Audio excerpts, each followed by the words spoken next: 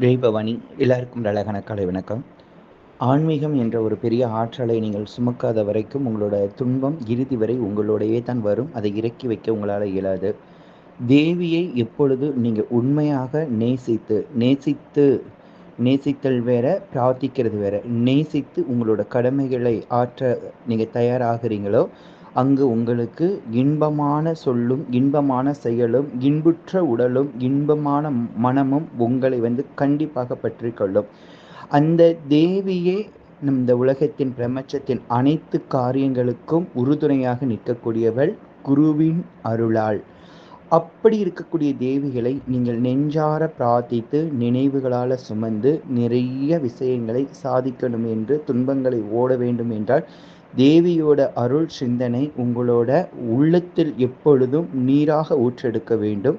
அதை தாண்டி உங்களோட எண்ணம் செயல் தேவியை சார்ந்திருக்க வேண்டும்.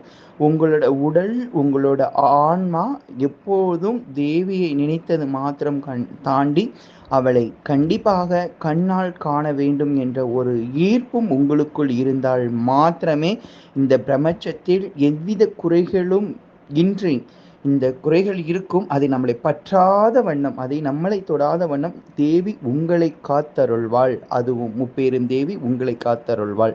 பல முறைகள் உங்களிடம் சொல்லிவிட்டேன்.